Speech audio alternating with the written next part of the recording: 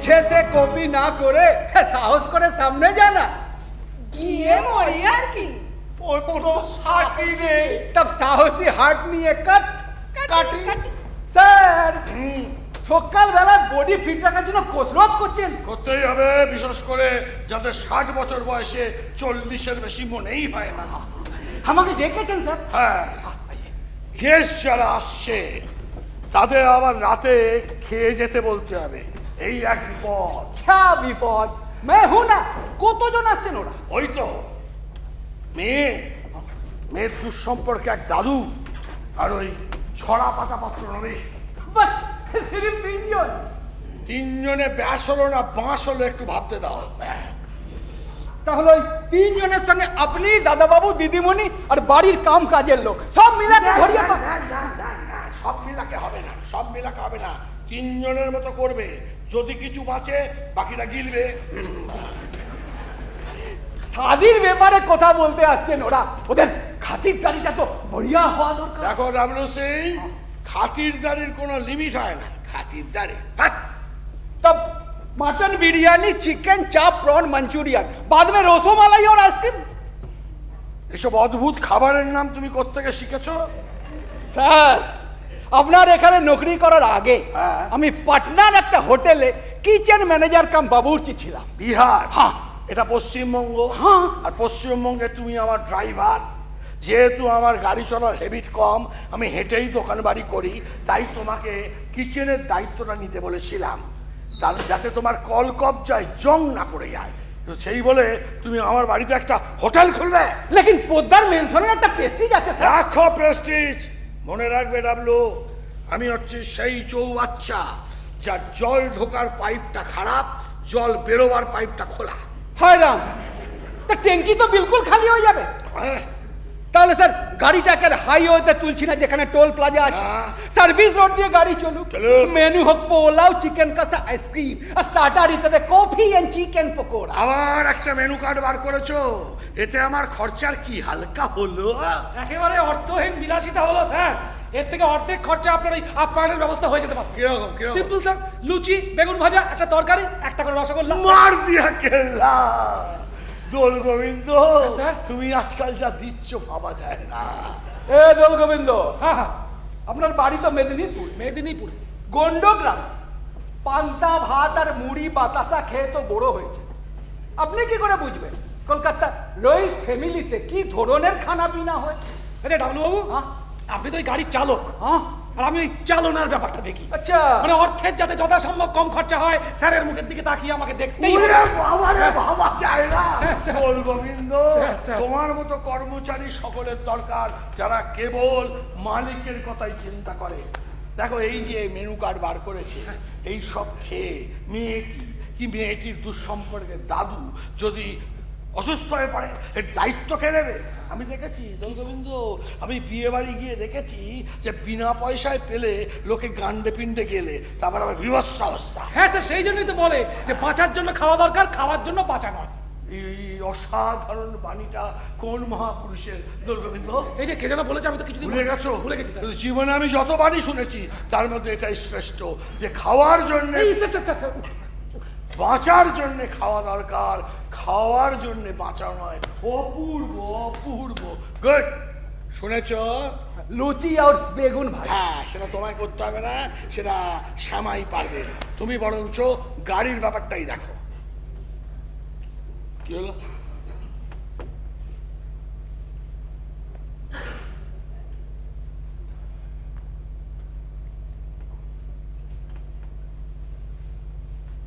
বলেন। কত ঢং যে তুমি জানো। ড্রাইভার হয়ে গেছো? জি। শোনো, গেস্টদের বাড়ি থেকে নিয়ে আসতে হবে, খাওয়া দাওয়ার পর বাড়িতে পৌঁছে দিতে হবে। অনেক দিন পর নিজের কাজ পাচ্ছ, খুব যত্ন করে করবে ডাবলু। लेकिन ना चले चले ये गाड़ी तो चलती का नाम गाड़ी होएगी কিরকম? ना, चाका हवा नहीं, तेल नहीं, बैटारी भी चेक कराते हो। তোমায় বলেছি না যে প্রতিদিন তুমি গাড়িতে একবার স্টার্ট দেবে, মালিক বুঝবে, ড্রাইভার বুঝবে, পাঁচ পাবলিক বুঝবে যে গাড়ি বেঁচে রয়েছে। এই কথাটা আপনাকে দোল গোবিন্দ বলেনি কোন কথাটা? যে স্টার্ট দিতে भी তেল লাগে? ভাই, জরুর। স্টার্ট দিতে তেল লাগে? হ্যাঁ, তাহলে তুমি এক কাজ করো, টিনে করে 3 3 লিটার তেল নিয়ে এসো। 3 লিটার? বেশি দূর যেতে হবে না, পদ্মপুকুর। স্যার হ্যাঁ। স্যার আমি একটা কথা বলবো স্যার? বলো, বলো। স্যার কিছু মনে করবেন না তো? না, বলো। মানে স্যার ওই কেসদের তো খেতে খেতে অনেক রাত্রি হয়ে যাবে স্যার, তখন না ওই গাড়ি করে বাড়ি পৌঁছে দিলেন, কিন্তু ওদেরকে নিজেদের চলে আসতে বললে ভালো হতো না স্যার? দোল গোবিন্দ, কি দিচ্ছ তুমি? তোমার মতো কর্মচারীর জন্য আমার গর্ব হয়। Very good. শুনেছ, 1.5 লিটার। 1.5 লিটার? স্যার আপনি পিকে পোদ্দার আছেন, এটা কি আপনার প্রেস্টিজের পক্ষে ঠিক হচ্ছে স্যার? একদম গ্যাস দেবে না ডাবলু, একদম গ্যাস দেবে না। ছাগলের গায়ে লোম নেই, তাই ছাগল সেফ, তুমি জানো? কেন স্যার? কেন স্যার? ছাগলের লোম পাবলিক কাটে না, ভেড়ার গায়ে লোমের বাড়াবাড়ি, তাই পাবলিক কচাকচ কচাকচ ভেড়ার লোম কাটে। 1.5 লিটার, যাও। যাচ্ছি, লেকিন একটা বাত বলে যাচ্ছে, কোন ব্যাপারটা? আমাকে যে কোনো একটা কাজ দিন। আচ্ছা নয় কিচেন, নয় ড্রাইভার, নয় মাল প্যাকেজিং, নয় ইলেকট্রিক মিস্ত্রি। আচ্ছা কারো কারো মতো আমি সব ব্যাপারে কোথাও বলবো না, নাকও গোলাবো না। আচ্ছা, তুমি যখন চাকরিটা নিয়েছিলে তুমি বলেছিলে না তুমি 10 রকম কাজ জানো? হ্যাঁ বলেছিলাম। তাহলে তুমি দেখো না, মা দুর্গার 10-10টা হাত, তাই মা দুর্গা একা অসুর বধ করছে, বাকি দেবতারা দূরে দাঁড়িয়ে সেলফি তুলছেন। সেলফি? এই কথাটা তো প্রথম শুনলাম। শুনে নাও, 10 রকম কাজের জন্য তোমায় চাকরি দেওয়া হয়েছে, তুমি 10 রকম কাজই করবে, ব্যাস। স্যার এ। স্যার কি অসাধারণ বললেন স্যার। স্যার বলছি আপনার এই বাইরেটা এত কঠোর স্যার, কিন্তু ভেতরটা কিন্তু গোপনে একবারে মণি মাণিক্য সোনা দানায় ঠাসা, স্যার। ভেতরটা মণিমাণিক্য সোনা দানা বলতে তুমি কি বোঝাচ্ছ দোল গোবিন্দ? না বলছিলাম আপনার কি অসাধারণ শাস্ত্র জ্ঞান স্যার। তাই বলো বাবারে, ধাক করে বুকে ও রেখে। স্যার, দোল গোবিন্দ, হ্যাঁ স্যার। তোমারও জ্ঞান কম নয়। স্যার, দোল গোবিন্দ, স্যার স্যার দোল গোবিন্দ, স্যার। তুমি আজ থেকে পিকে পোশাকের অ্যাকাউন্টেন্ট নও, চাকরিটা চলে গেল স্যার। আজ থেকে তুমি পিকে পোশাকের manager. Thank you sir, thank you. অফিসে এসে অর্ডারটা নিয়ে যাও। 1.5 লিটার। 1.5 লিটার? এ না ম্যানেজার, কাকে ডাকছেন? এ তো জলদি কিসে? কেন কি? অর্ডারটাকে রেডি হো। হ্যাঁ। দিদিমণি পহলে টাইপ করু। ও। আসেন এদিকে, আসেন আমি যাবো? আসেন।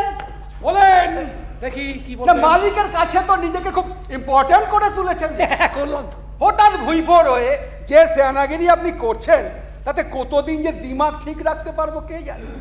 আমার সব সহ্য হয়, লেকিন ওই মাখনবাজি সহ্য হয় না। এ ডাবলু বাবু, আপনি বোধহয় আমাকে ঠিক এখনো ভালো করে চেনেননি, তাই এইগুলো বলছেন। আরে যা চিনেছি তাই যথেষ্ট, তাই? তাতে তো দিমাগ চড়ে যাচ্ছে। ও বাবা। এরপর তো হাত পায়ের চালাতে হতো। এই রে, আপনি কি আমাকে ভয়টাই দেখাচ্ছেন নাকি? হ্যাঁ স্যার, স্যার। এই ব্যাপারটা কি হলো? টেস্ট করে দেখতে হবে তো। ও ও আরে শালা, এ পুরানা বাড়িতে তো বহুত ইকো হয়। ভয় দেখাচ্ছি না, হবে? কসরত করছি, ওরে কসরত, বাপরে। যাতে 40 উমরে 20 সালের মতো মনে হয়। তাই কসরত? আরে তোরাও কসরত কর।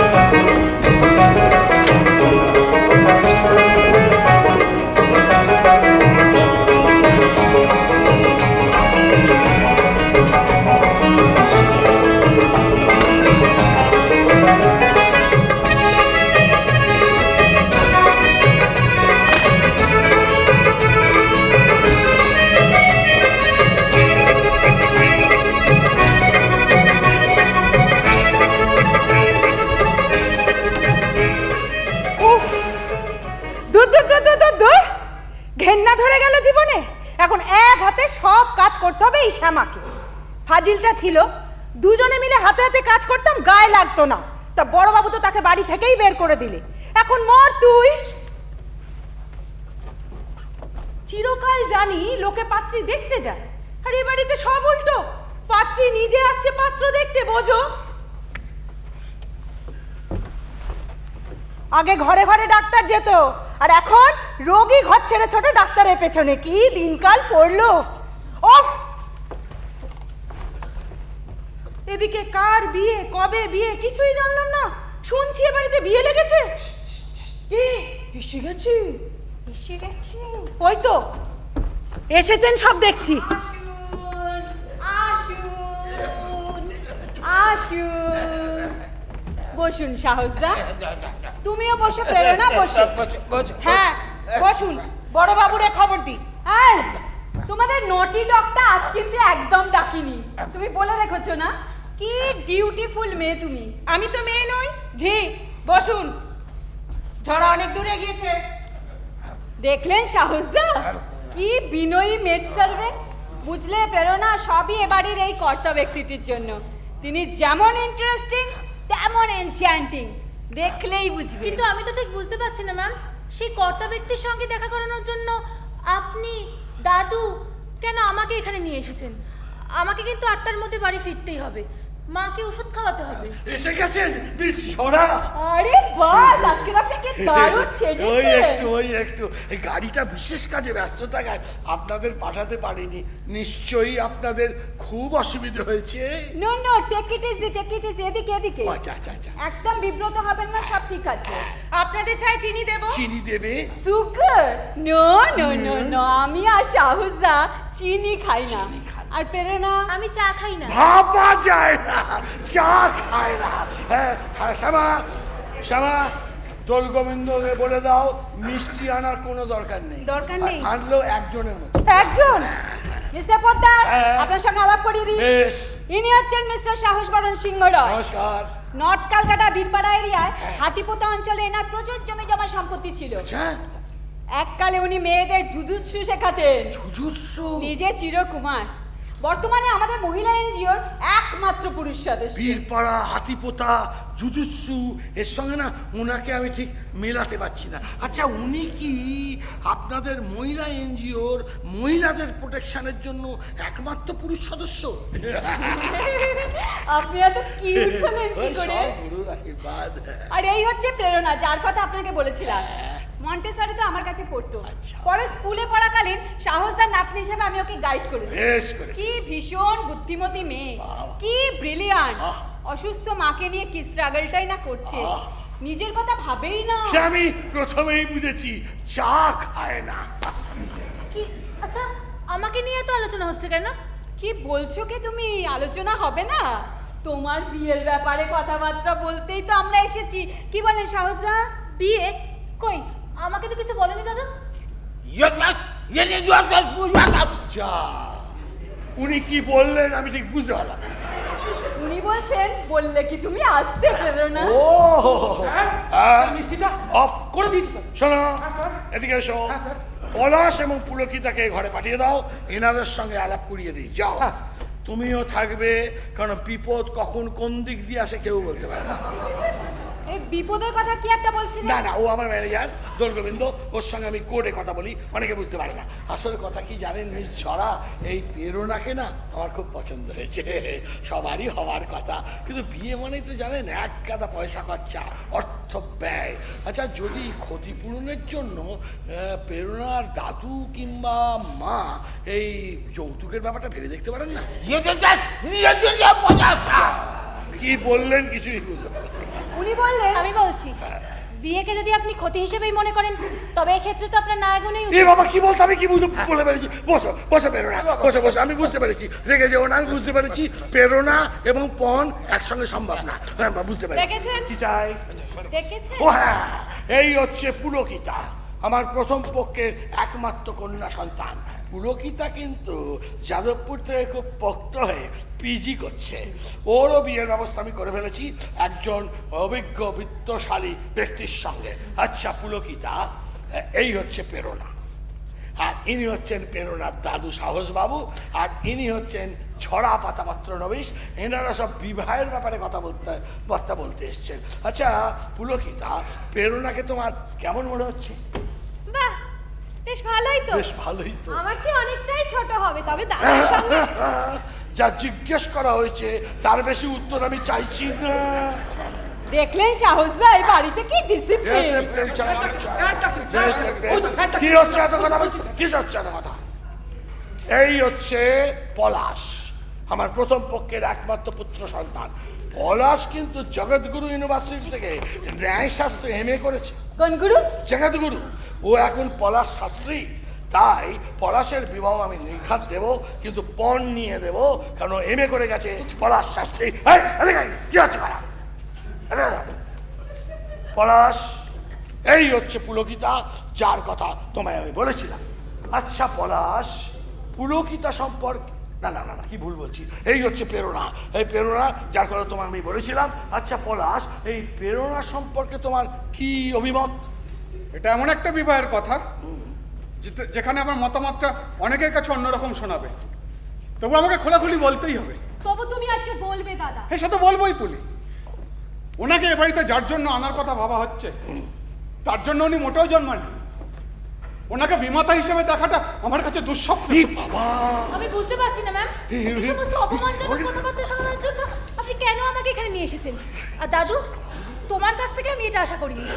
আর এখানে এসে আমার অনেক ধারণাই তো পাল্টে না, গেল। না, আমি আমার এই গন্ডমূর্খ ছেলের জন্য তোমার কাছে ক্ষমা চাইছি প্রেরণা, ক্ষমা চাইছি। এই ওর মাথার ঠিক নেই। চল কবি দাও। হ্যাঁ স্যার, আমার তো মনে হচ্ছে মাথাটা খারাপ হয়ে গেছে স্যার। খারাপ হয়ে গেছে। এবার তো কিছু নেই, উনি যেটা ঠিক বলেছেন সেটাই বলেছেন। না না না না, এত সহজে ওকে ছাড়া যাবে না, এত সহজে ওকে ক্ষমা করা যাবে না। এই শোনো শোনো পলাশ এবং পুলকিতা, কান খুলে শুনে রাখো, প্রেরণাকে আমার পছন্দ হয়েছে এবং ওকেই আমি বিয়ে করব। এবং আমার গুরু বলেছেন, জসমিন জসে যথাচার কাঁচা খুলে নদী পার। এখানে কনে পণ আমি নেব না, পণ পেলে পণ দিলে প্রেরণাকে পাবো না, তাই পণ নেব না। শুনেছেন শুনেছেন মিস জরা, শুনেছেন সাহস বাবু? ওরে বাপরে বাপরে বাপরে বাপরে, আপনি এখনকার বুদ্ধিজীবীদের মতো কি যে এদিক ওদিক মাথা নাড়ান, কি যে হচমচ হচমচ কথা বলেন, কেউ বোঝে না। বাম ভাবে তার লোক, ডান ভাবে তার। বড় বাবু, কি হয়েছে? আপনাকে একজন ডাকছে। দেখছিস ব্যস্ত আছি, পরে আসতে বল। ওরে বাবা রে বাবা, আপনিই তো বলেছেন হ্যাঁ। টাকা নিতে এলে ডাকবি না, না। দিতে এলে ঘুম থেকে তুলে ডাকবি। নিশ্চয়। সেটাই তো করছি। শিলিগুড়ি থেকে টাকা দিতে এসে ওরে আটকা, শিলিগুড়ি থেকে টাকা দিয়ে ওরে আটকা, না দার্জিলিং মাল ধরে ফেলবে। সরি সরি প্রেরণা, সরি। তুমি কিছু মনে করো না। দেখো, তোমাকে না বাবার হাত থেকে বাঁচাতে ইচ্ছে বিরুদ্ধে তোমার নিন্দা করেছি। প্লিজ কিছু মনে করো না। বাবার হাত থেকে বাঁচাতে মানে? আপনি যে ওনার ছেলে, এটা যে আপনাদের বাড়ি, আমি কি করে জানবো? আমারও তো সব গুলিয়ে যাচ্ছে। আচ্ছা, উনি কি এই বয়সে আবার বিয়ে করতে চাইছেন? কি ভয়ঙ্কর। এই, তোমরা দুজন দুজনকে চেনো নাকি? ও একটা ওয়ান্ডার। চিনি মানে? আমরা দুজন দুজনকে ভালোবাসি। আর আপনি ওর ম্যাম হয়ে ওকে এ বাড়িতে নিয়ে এসেছেন আমার বাবার সঙ্গে বিয়ে দেওয়ার জন্য? ও মাই গড, আমি না জেনে কি ভুল করে ফেলেছি। এখন তো নিজের গালে নিজের চড় মারতে ইচ্ছা করছে। What a full I am. কিসের ফুল? এই দেখ, আপনি এসব বুঝবেন না। ও না না, উনি নয় না বুঝলেন, বয়স্ক মানুষ, আপনি বুঝেছেন। ক্লিয়ার? ক্লিয়ার? এখন এই যে জ্বরটা পাকিয়েছেন না, তার থেকে বেরোনোর একটা রাস্তা বার করে দিন। কে? আমি? অফকোর্স। Wait wait. আচ্ছা শাহজা, আপনার হাতিপোতায় পুরনো জমিদার বাড়িতে একজন বয়স্কা বিধবা আছে না? যার প্রচুর জমি জমা সম্পত্তি।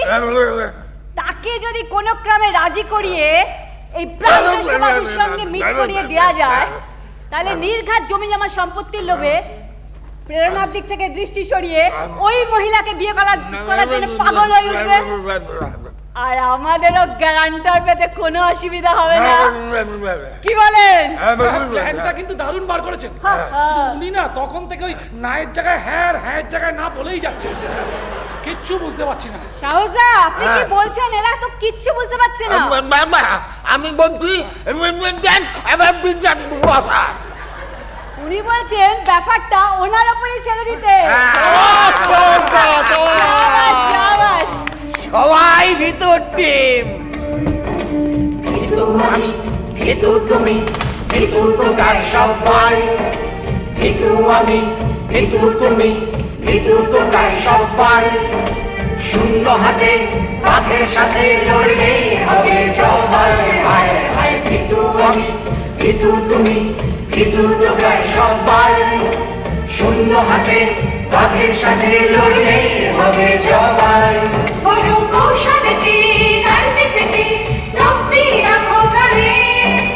কৌশলেতে জালটি পেতে টোপটি রাখো ফাঁদে আমার নেশায় দেবো তোমার করবে সেখানে ভিতু আমি ভিতু তুমি ভিতু আমি ভিতু তুমি ভিতু আমি ভিতু তুমি ভিতু আমি ভিতু তুমি